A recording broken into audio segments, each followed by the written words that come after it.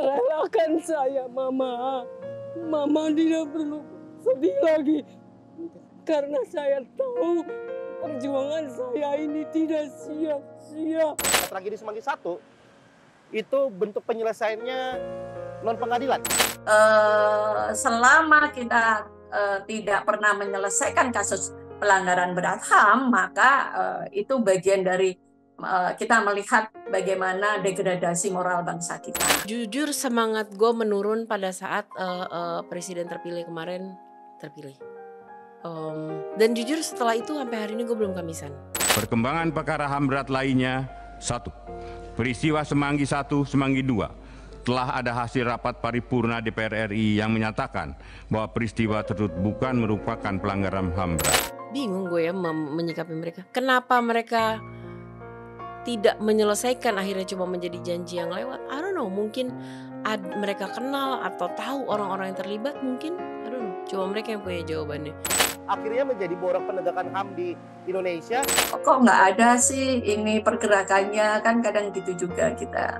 Kenapa sih kita terus-menerus dibohongi? Jadi di episode kali ini, gue dan Mas Yus akan menyusuri kisah pilu para korban. Hidup korban, jangan diam, lawan. Keadilan pasti akan ada. Karena Tuhan nggak bisa dikorup dan nggak bisa disogok.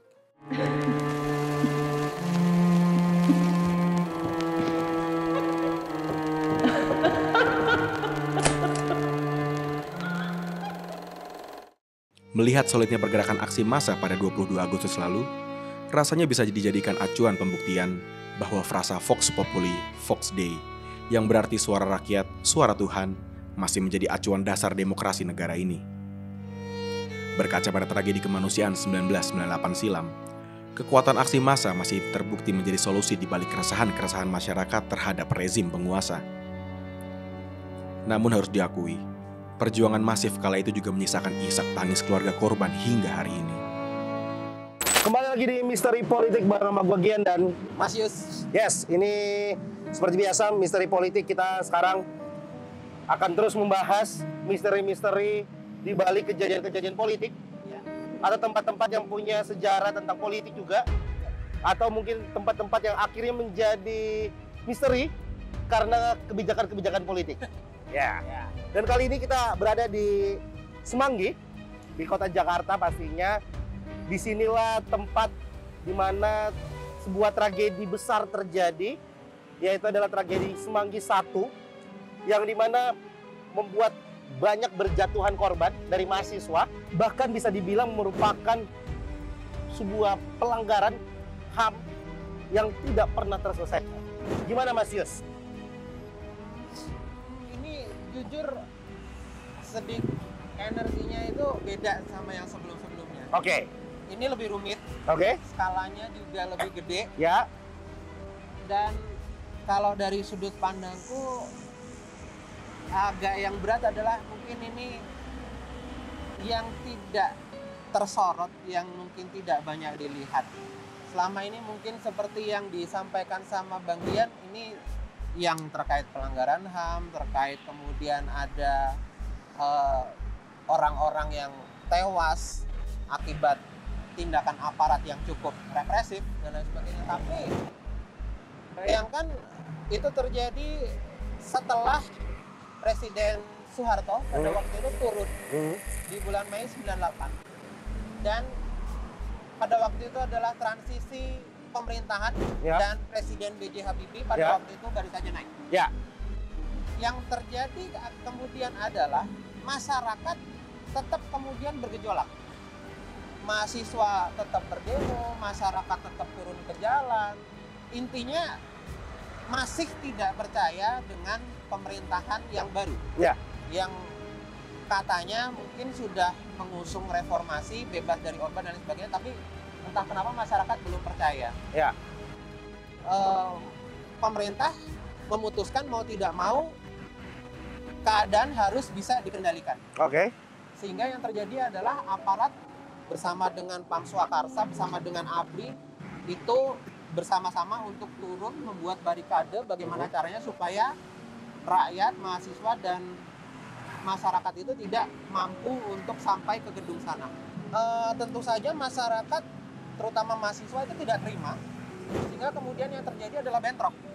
Oke. Ini yang kemudian mengawali bentrok antara mahasiswa dengan aparat, di mana ternyata aparat itu juga banyak jadi korban.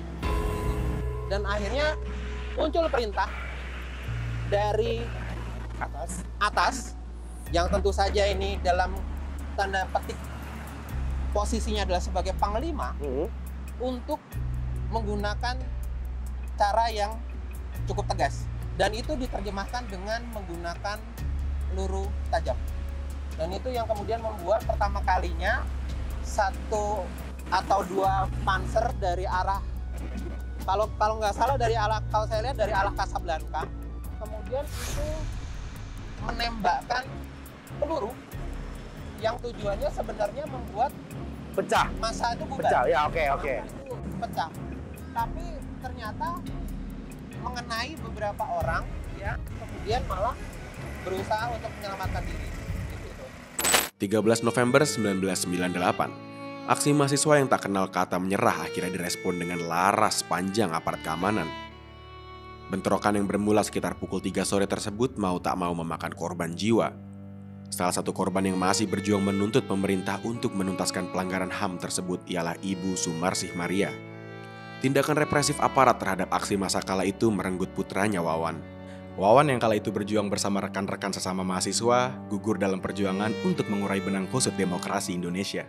Setahu gua dan yang memang diceritakan dari senior dan sempat juga langsung dari Bu Sumarsinya, memang Bang Wawan, almarhum Bang Wawan ini dulu itu ada di penanganan korban, Mas. Jadi dia bagian tentang penyelamatan terhadap korban yang tertembak. Oke. Gitu. Malah dia yang almarhum Bang Wawan ini malah yang mengurusi itu ya? Betul.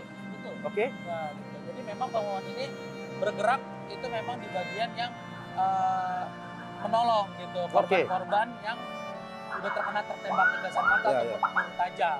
Oke. Gitu.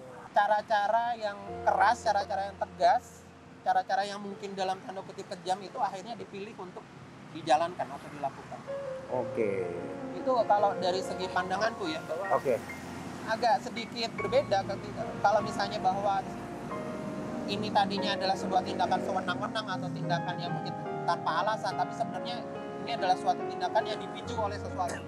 Dan sesuatunya itu yang sebenarnya sampai sekarang menjadi misteri. Iya.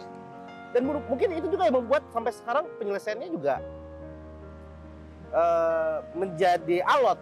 Iya, tentu saja karena masing-masing merasa punya alasan, masing-masing merasa berdiri pada dasar yang benar. Gitu. Data tim relawan untuk kemanusiaan menyatakan bahwa tragedi Semanggi 1 memakan korban jiwa sebanyak 17 orang dan 456 lainnya mengalami luka-luka. Itu tadi perjuangan dari almarhum Bang Wawan. Sebenarnya tapi tiap tahun itu sendiri pelaksanaannya apa aja sih? Penyelenggaranya seperti apa? Dari pelaksanaan dari tragedi Semanggi 1 ini memang kita selalu mengupgrade, Bang.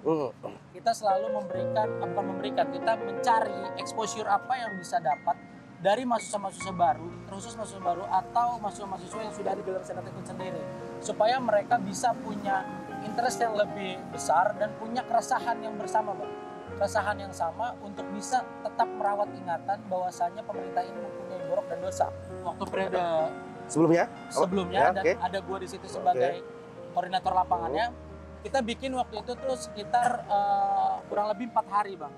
Yang pertama memang yang harus kita jalani adalah tabur bunga. Pagi itu kita bakal misa, Bang. Misa. Kita misa, terus juga yang keduanya kita akan berkumpul, Bang, di situ. Di tempat di mana penembakan. Kita akan mengundang Bu Sumarsi, media dan fakultas ekonomi untuk membersamai. Gitu. Dan di situ ada tabur bunga, refleksi dari beberapa mahasiswa dan refleksi dari tentunya Bu Sumarsi selaku keluarga korban, seperti itu. Nah, dari situ kita melanjutkan untuk mengkonsolidir, kita berangkat aksi. Kita berangkat aksi dari kampus menuju kemarin itu gue itu di Menko Polhukam. Yang tahun sebelumnya ya? Yes. Kalau di tahun ini sendiri memang kita agak, memang kita concern di HAM-nya aja, dan kita tetap concern terhadap merawatnya aja Bang gitu. Karena memang kan dari tahun lalu itu kita agak resisten Bang. Kita bersinggungan langsung dengan Pilpres. Ya benar. Betul. Benar. Sekarang ini juga bersinggungan langsung dengan Pilkada. Benar. Kita sebagai mahasiswa harus tetap netral Bang. Benar. Tidak ada kanan kiri depan Ya, belakang ya, Bang. benar. Kita dari bawah semua. Makanya kemarin itu kita mencoba untuk merasionalisasi bahwasanya tragedi Semanggi 1 ini menjadi sakral dan tetap menjadi suatu rangkaian yang tidak terputus gitu Bang. Kekejaman aparat terhadap masa aksi patut dikecam. Bahkan hingga kini korban pelanggaran HAM masih berjuang untuk mendapatkan keadilan. Padahal hakikatnya negaralah yang seharusnya menyediakan dan memperjuangkan hak untuk para korban. Akhirnya menjadi borok penegakan HAM di Indonesia, di mana sampai sekarang nggak selesai. Entah kenapa. Dan bahkan tadi kalau misalnya kita baca-baca, sempat ada peraturan-peraturan dari pemerintah bahwa kejadian-kejadian ini, kejadian tragedi Semanggi 1, itu bentuk penyelesaiannya non-pengadilan. Perkembangan perkara HAM berat lainnya, 1. Peristiwa Semanggi 1, Semanggi 2. Telah ada hasil rapat paripurna DPR RI yang menyatakan bahwa peristiwa tersebut bukan merupakan pelanggaran HAM berat. Jadi apa ya, aku sendiri agak kurang senang menyebutnya bahwa ini ya korban-korban yang muncul ini lagi-lagi ya ini tumbal keadaan. Tumbal keadaan. Iya, masing-masing merasa punya alasan, masing-masing merasa berdiri pada dasar yang benar gitu. Tadi kita udah ngobrol dengan Mas Yus, mencoba melihat ke belakang sebenarnya apa yang terjadi pada waktu itu. Jadi di episode kali ini, gue dan Mas Yus akan menyusuri kisah pilu para korban di tragedi Semanggi 1.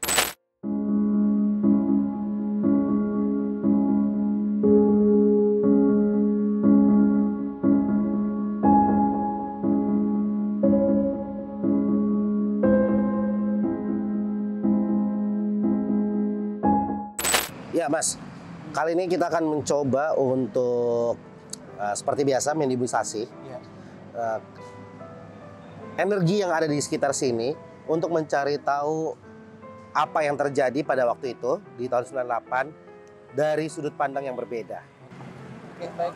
Ini kita akan coba melakukan proses mediumisasi, cuma mungkin ini saya mau dibantu sama teman saya juga dari Indigo School. Oke. Soalnya jujur ini situasinya, ini bahkan mungkin beberapa korban sudah ada di sini bersama kita, dan kayaknya bakal rebutan sih. Oke. Rebutan masuk. Oke, mungkin saya panggil teman-teman saya. Silakan. Dari tim Indigo School ada Mbak Anita sama Mas Dedi. Siap. Silakan Mbak. Baik. Jadi situasinya bayangkan dari tahun 98 sampai 2024 mereka pengen bersuara. Oke. Ada yang pakai jaket alma mater warna kuning. Oke. Ada pria, ada wanita. Mas Yunhab, boleh sini? Ayo, saya bantu. Pelan-pelan aja, oke. Siap. Masuk.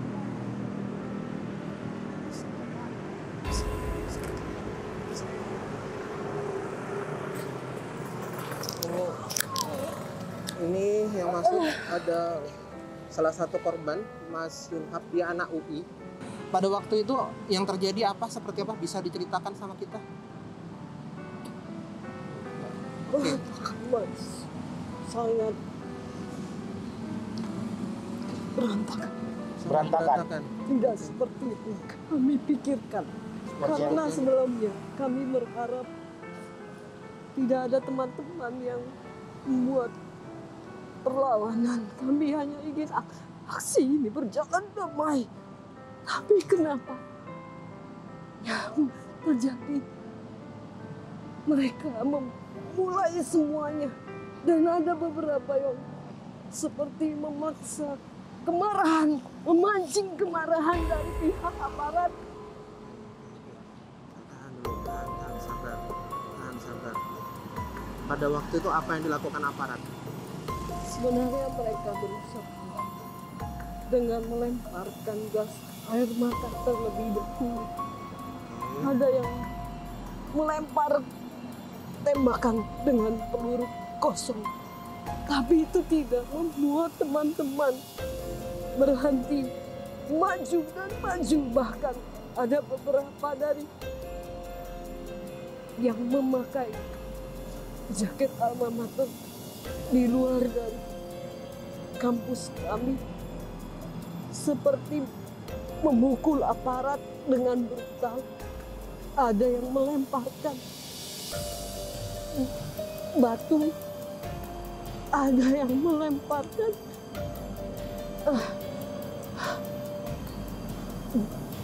bom yang dibuat sendiri dari baunya seperti bensin. Oke, berarti pakai bom molotov ya. Oke. Bang Deddy, kita tolong dipagerin dulu, dipagerin. Ini mau masuk ini. Sabar. Tunggu. Terus. Oke. Bagaimana Pak pada waktu itu? Kenapa bisa tertembak? Mama. Tahan. Mama. Kalau ada pesan sampaikan. Relakan saya, Mama. Mama tidak perlu sedih lagi. Karena saya tahu perjuangan saya ini tidak sia-sia. Mama. Oke, keluar ya. Masuk keluar. Saya dulu. Sudah emosional. Sudah cukup keluar dulu.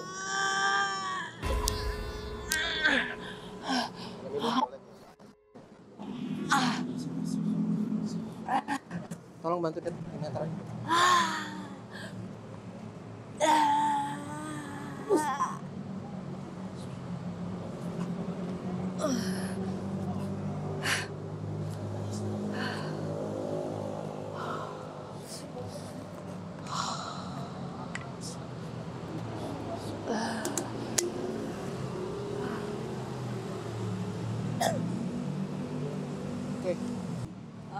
Saya dapat gambaran peristiwa itu sih, Mas. Cuman memang sangat kacau ya.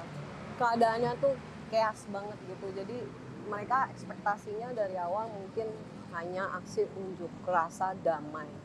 Dan sudah diperingatkan ke beberapa dari pihak-pihak mahasiswanya itu ya.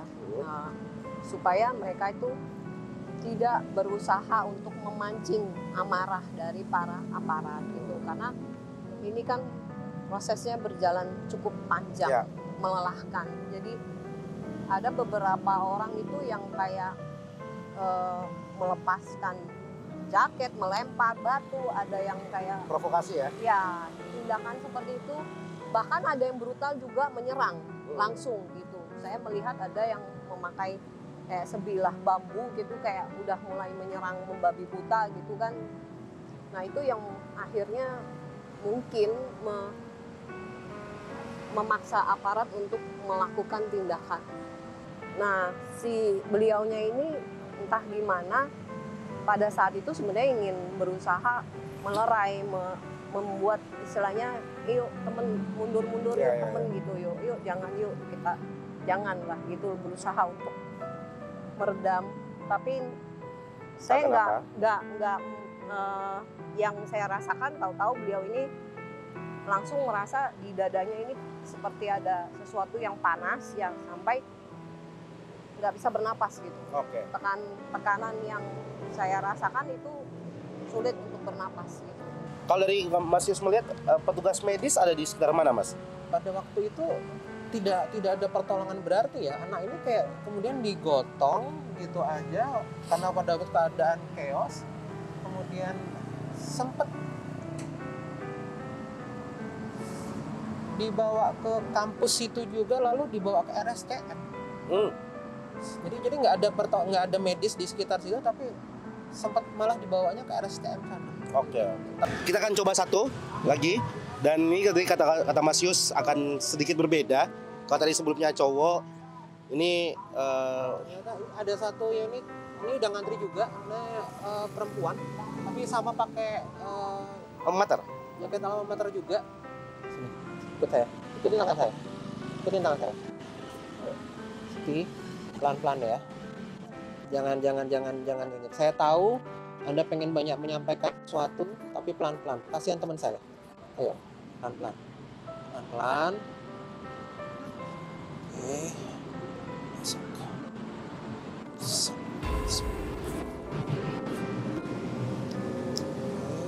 Sinkronkan dulu.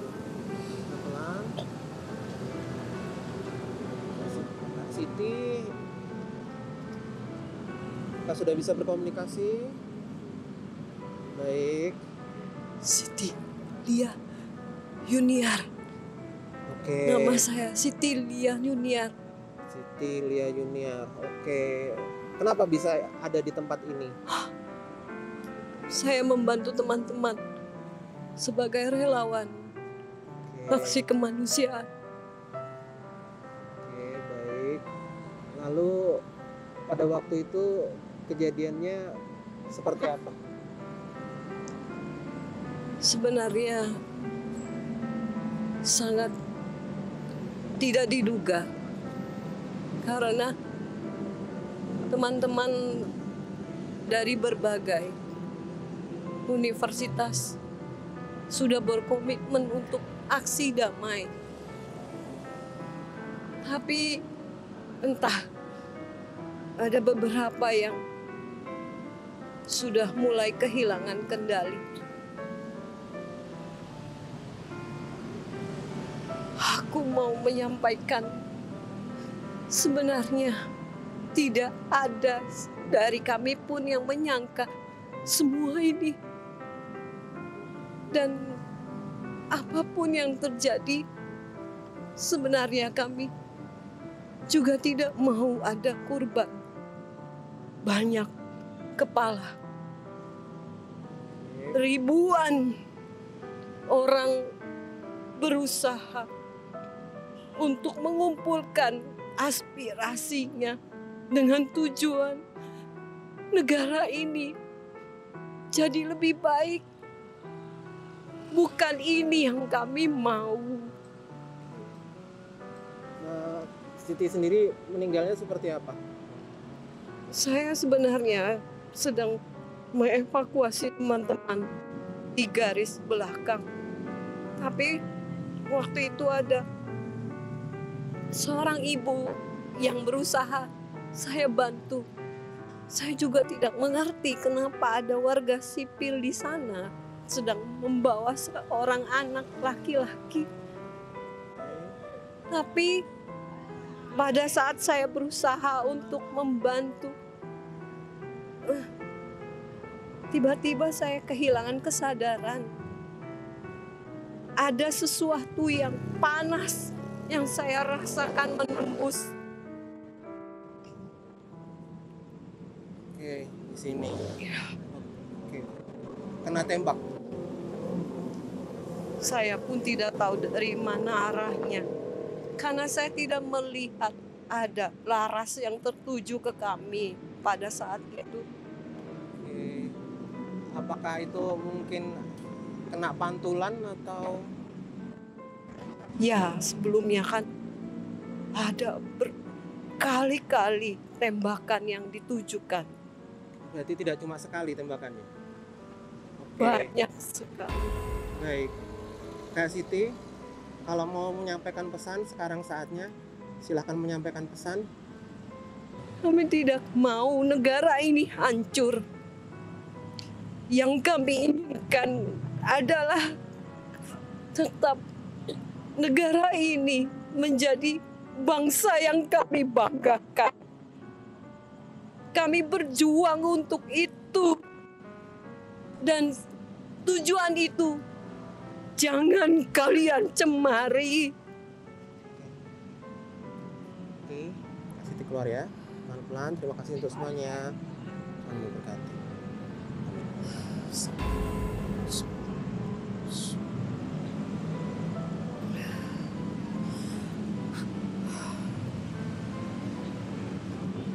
Kadet, kita lanjut dulu.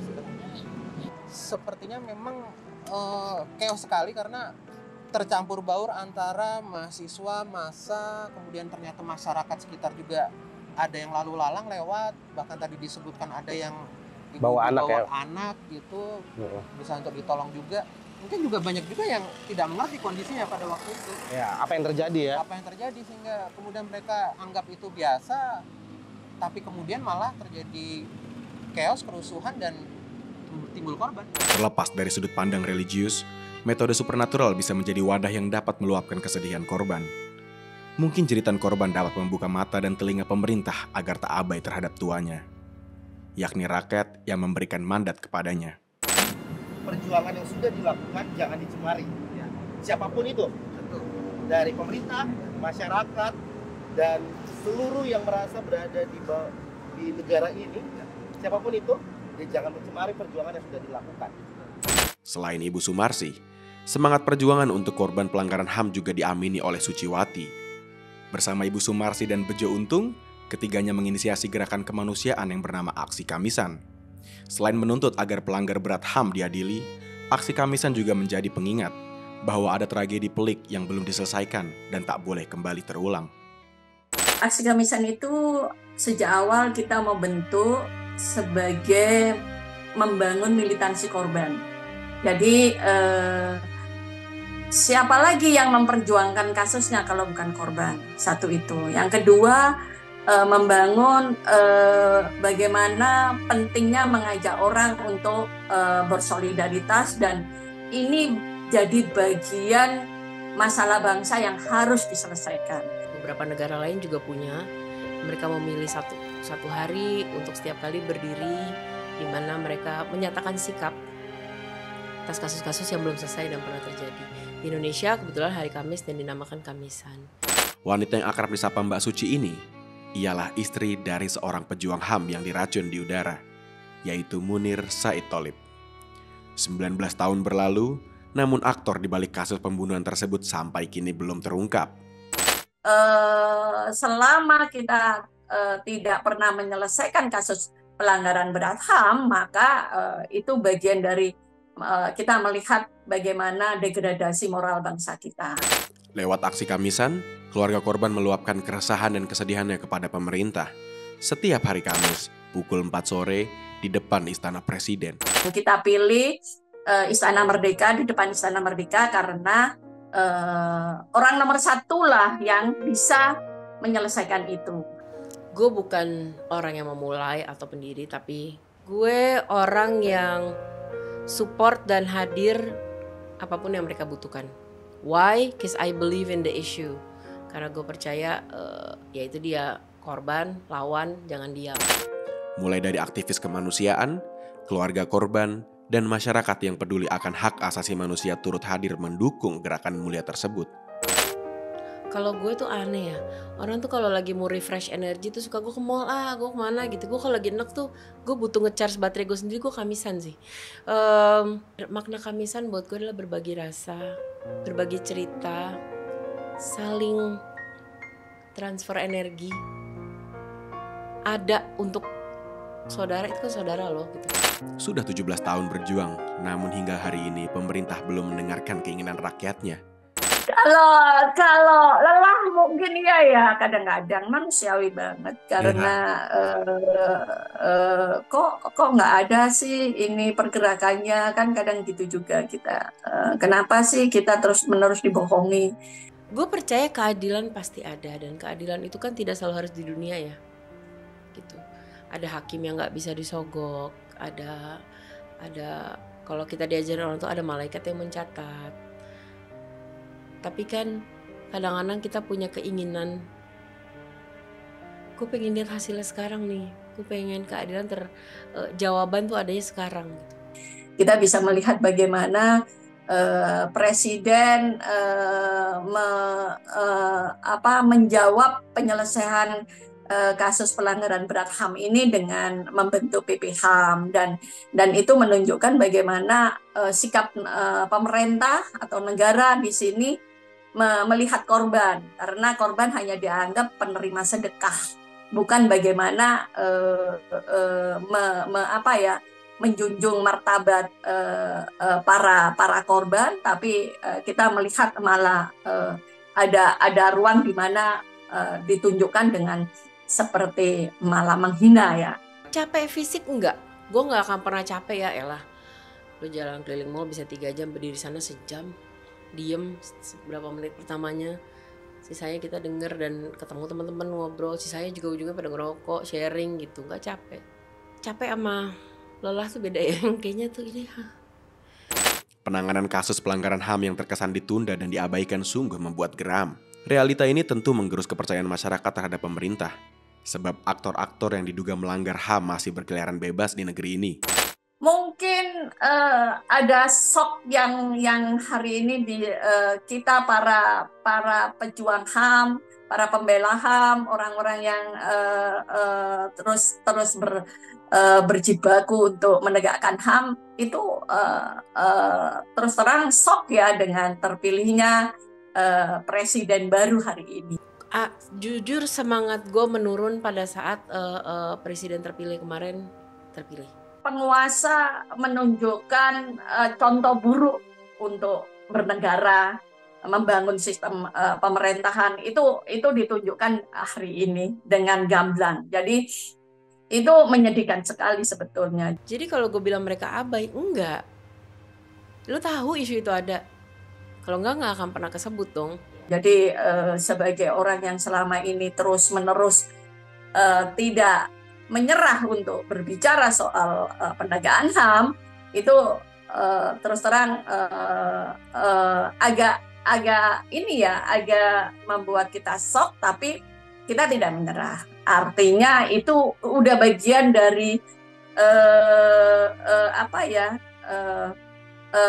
perjuangan yang selama ini kita memang kita dorong untuk tidak hanya soal kasusnya, tapi ini soal bangsa. Sebetulnya itu sih yang terus kita perjuangkan tanpa lelah di kemisan hari ini. Tampaknya pemerintah lebih terangsang dengan keinginan si kaya yang bisa mendukung proyek-proyek negara. Bingung gue ya menyikapi mereka. Kenapa mereka tidak menyelesaikan, akhirnya cuma menjadi janji yang lewat? I don't know, mungkin mereka kenal atau tahu orang-orang yang terlibat mungkin. Kendalanya ya mereka nggak bisa lama berkuasa. Kan mereka butuh itu. Ada yang kepengen sampai 3 periode kan. Kalau bisa seumur hidup. Mungkin tuh yang tahun lalu juga nggak diselesain, aman-aman aja gitu. Mungkin, I don't know. Cuma mereka yang punya jawabannya. Kemarin orang-orang yang juga dulu menyuarakan lantang soal hak asasi manusia ketika ditarik di pemerintahan, kita bisa lihat perubahannya drastis banget. Jadi ada yang enggak, ada yang iya, dan itu contohnya lebih banyak yang iya gitu. Jadi bagaimana ya gimana nggak enak, dulu kerja harus berkeringat, teriak-teriak, ya kan, harus mikir buat ini gugatan, kita bikin kampanye apa lagi, terus harus ke korban, bagaimana mereka juga menghadapi korban yang masih marah misalnya atau sedih atau yang terus dilanda kemiskinan. Itu kan stres tersendiri buat pendamping korban yang tiba-tiba kemudian mereka ditaruh di istana, di KSP misalnya, ya enak, duduk manis, cuma dapat gaji banyak, terus kemudian dapat tunjangan, supir, mobil, apa nggak enak? Jadi gue lupa pada Kamisan keberapa ya, dan itu tuh lengkap tuh karena itu ada momentumnya, Mbak Suci ada, Bu Sumarsi ada. Pada Kamisan kesekian berapa itu mendapat rekor muri. Anda berhasil demo setelah sekian ratus. Gue lupa itu Kamisan keberapa ya. Itu prestasi bukan ya? Ngerti gak sih maksud gue? Itu gue yang nyet, ini bukan kebanggaan. Iya dong gitu. Kalian berhasil demo berapa ratus kali. Ini ya dapat award. Mbak Suci ditaruh aja di lantai udah. Berarti ada yang salah dengan sistem kalau sampai satu isu yang sama kita harus demo sampai sekian ratus kali sampai dapat award demo lo. Rekor muri. Itu kan aduh kata gue. Nah kan malu tahu gue gitu. Aduh. Masa gue bilang selamat ya dapat rekor gitu. Kan salah. Seberapa penting sebenarnya pendidikan HAM untuk kita pahami ataupun masyarakat luas pahami? Oh, sangat penting. Karena gini, HAM itu somehow di Indonesia dipolitisasi. Segini, seolah-olah oh ini kan urusan politik. No. HAM itu hanya di kertas ya, teori kalau menurutku sih. Banyak orang yang oh itu kan HAM, tapi ada juga yang lucu. Ada guru SMA ngobrol, diskusi. Jadi katanya saya ini nggak bisa melarang tetangga saya yang muter kaset kenceng-kenceng. Karena nanti kalau saya ngomong, itu nanti melanggar HAM. Coba. Sederhana untuk lo memahami HAM. Lo gue giniin suka nggak? Nggak, ya udah jangan gituin orang. Itu sederhana. Sederhana. Kalau kamu terganggu, jangan mengganggu, kan begitu. Lo di tempat kerja lo nggak dapat uang makan, itu bagian dari HAM. Tapi somehow itu lupa untuk diajarkan, sehingga kita berpikir HAM itu selalu berhubungan dengan politik lah, kasus-kasus besar lah, bahasa yang berbahaya lah, padahal enggak. Karena saya pernah juga nih ketemu sama di sekolah keponakan saya.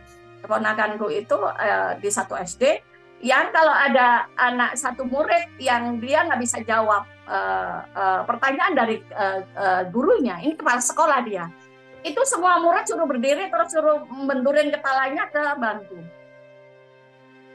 Dan itu katanya, loh itu saya nggak memerintah, nggak aturan katanya gitu. Jadi itu bersembunyi dalam aturan yang saya pikir semuanya nggak setuju gitu loh. Aturannya siapa gitu kan ya. Itu saya pikir hal-hal yang sangat sederhana dalam ruang pendidikan. Kalau itu masih terjadi ya bagaimana kita mau ngomong soal penegakan HAM? Kita kalau nggak salah lagi ada di pihak siapa gitu, lagi mendorong untuk HAM itu dimasukkan ke ya selipan-selipan kurikulum gitu.